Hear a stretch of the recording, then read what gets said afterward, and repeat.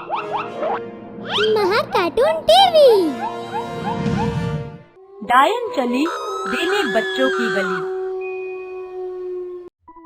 एक समय की बात है, किसी गांव में 3 दोस्त रहते थे, अनुराग, सुजल और करण। वो तीनों बहुत बहादुर थे। अगर गांव वालों को कोई भी परेशानी होती थी, तो वो तीनों दोस्त मदद के लिए सबसे आगे रहते थे। उनके गांव में सब कुछ ठीक चल रहा था, सब लोग मिलजुल कर रहते थे। एक दिन अचानक गांव में अजीब सी घटना घटने लगी। गांव के बच्चे एक एक करके गायब होने लगे, जो कि एक चिंता का विषय था। इसीलिए सभी गांव वाले गांव के चौपाल पर इकट्ठा हुए और इस समस्या के समाधान के लिए बात करने लगे। हमारे गांव से अचानक बच्चे गायब हो रहे हैं और समझ भी नहीं आ रहा आखिर ये बच्चे जा कहाँ रहे हैं। हाँ, अभी कल रात ही मेरे पड़ोस में रहने वाले कुम्हार का बच्चा गायब हो गया था।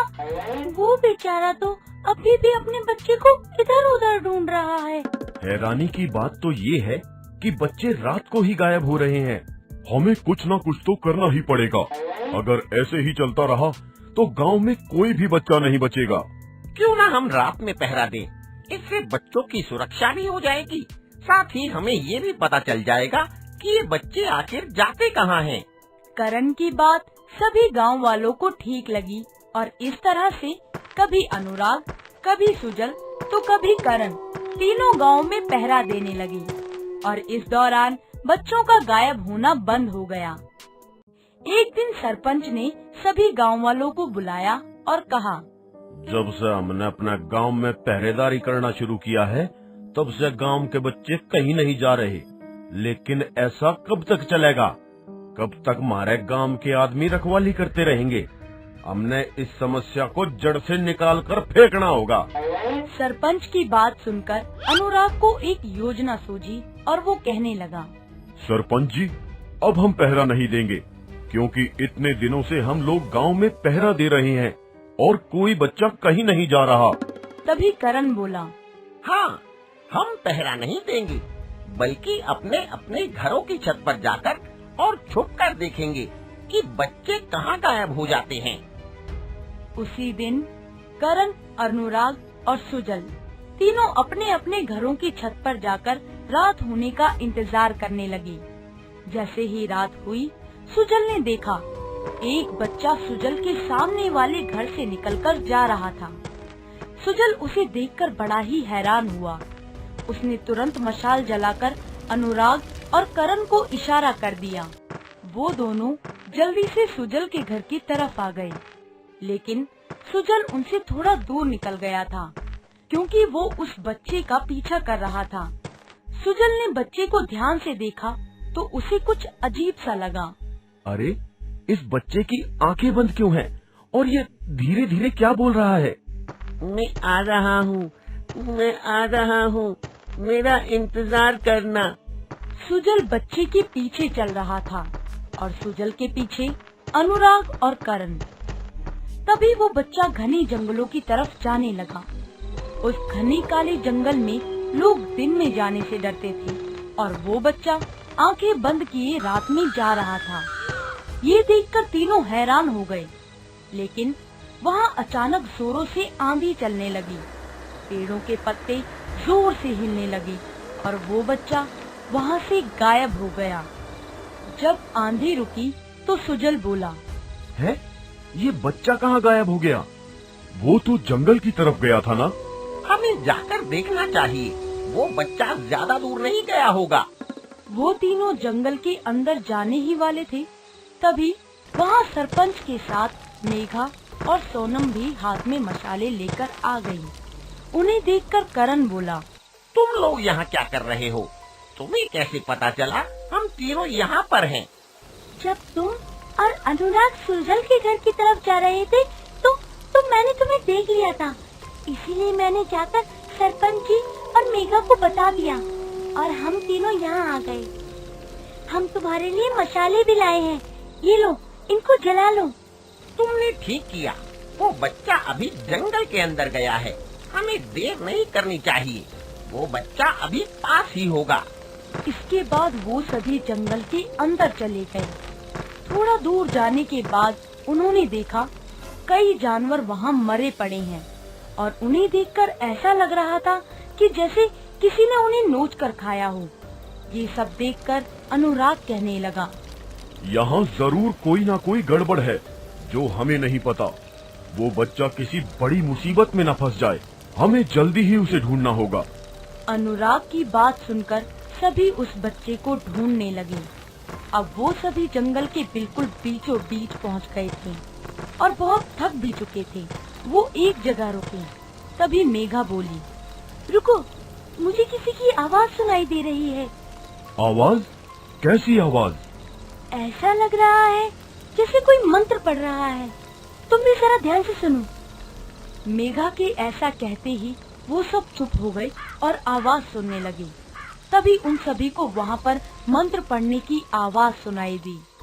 अनुराग ने हाथ से इशारा करते हुए कहा, आवाज उस तरफ से आ रही है, चलो जल्दी।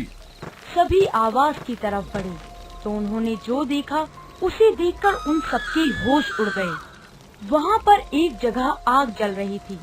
उसके चारों ओर वो बच्चे बैठे हुए थे जो गांव से गायब थे और वो बच्चा भी जिसका पीछा अनुराग, सुजल और करण कर रहे थे। वो सभी बच्चे आंखें बंद करके बैठे थे और हर एक बच्चे के आगे एक पौधा लगा हुआ था। ऐसा लग रहा था जैसे उनको किसी ने अपने वश में कर लिया हो। वहाँ पर एक डायन जो दिखने में बहुत भयानक थी, बच्चों के चारों ओर चक्कर लगा रही थी। उसके हाथ में एक खून भरा प्याला भी था और वो मंत्र पढ़ पढ़कर बच्चों के ऊपर खून डाल रही थी। ये देखकर करण बोला, ये डायन आखिर करना क्या चाहती है और ये बच्चों के ऊपर खून क्यों डाल रही है? ये तो हमें वो डायन ही बता सकती है। चलो आज इसका काम तमाम ही कर देते हैं। सभी उस डायन के पास जाकर खड़े हो गए और करण गुस्से से बोला, कौन हो तुम और इन बच्चों से क्या चाहती हो? पहले ये बताओ तुम कौन हो और यहाँ क्यों आए हो? तुमने मेरी साधना में विघ्न डालने की हिम्मत कैसे की? मैं इन बच्चों की बलि चढ़ाकर काली शक्तियों पर और इस दुनिया पर राज करूंगी। हम तुम्हारा ये सपना कभी पूरा नहीं होने देंगे। तुम इन बच्चों को छोड़ दो। इन बच्चों को छोड़ दो? ये कहीं नहीं जाएंगे। ये सब मेरे वश में है। मैंने इन पर काला जादू किया है। ये सुनकर गांव के सरपंच ने करण से धीरे से बोला, करण, मुझे एक बात समझ नहीं आ रही। ये हर बच्चे के आगे एक पौधा क्यों लगा हुआ है? हाँ, इसके पीछे जरूर कोई राज है। सुजल, अनुराग, तुम दोनों इस डायन को बातों में उलझाओ। मैं मेघा और सोनम के साथ उन बच्चों को बचाने जाता हूँ। करण के ऐसा कहते ही सुजल और अनुराग उस डायन के पास चले गए। फिर करण, मेघा और सोनम ने उन बच्चों के सामने से पौधे उखाड़ दिए। इसके बाद बच्चों ने अपनी आंखें खोल ली और वो सब अब ठीक हो गए। उनमें से एक बच्चा बोला, अंकल अंकल, इस डायन की जान इस खून के प्याले में है। इस प्याले को आग में डालने से ये मर जाएगी। करण ने मेघा, सरपंच और सोनम से उन बच्चों को वहाँ से ले जाने के लिए कहा और अब करण, अनुराग और सुजल अकेले ही उस डायन से लड़ रहे थे। डायन तीनों में से किसी को भी खून के प्याले के पास नहीं जाने दे रही थी, लेकिन फिर भी अनुराग ने उस डायन को चकमा देकर जल्दी से खून का प्याला उठा लिया और कहा, डायन, अब तेरा खेल खत्म। अब तू नहीं बचेगी। ये कहकर उसने खून भरे प्याले को आग में डाल दिया। जैसे ही वो खून भरा प्याला आग में गया, डायन चिल्लाने लगी, बचाओ मुझे, मुझे बचाओ, मैं जल रही हूँ, कोई तो बचाओ मुझे। अब डायन पूरी तरह से जलकर राख हो चुकी थी। तीनों दोस्त गांव की तरफ लौट गए। गांव के सभी लोग अपने अपने बच्चों को देखकर बहुत खुश हुए और उन्होंने अनुराग, करण और सुजल को धन्यवाद दिया। अब वो तीनों गांव के हीरो बन चुके थे। हेलो दोस्तों, हमें कमेंट्स करके जरूर बताएं कि आपको ये कहानी कैसी लगी। इस कहानी को लाइक जरूर करें और अपने दोस्तों के साथ शेयर भी करें। बाय। अगर आपको हमारे वीडियोस पसंद आ रहे हों तो इन्हें लाइक करें, चैनल सब्सक्राइब करें और हमारे कार्टून शो सबसे पहले देखने के लिए बेल आइकन दबाना ना भूलें।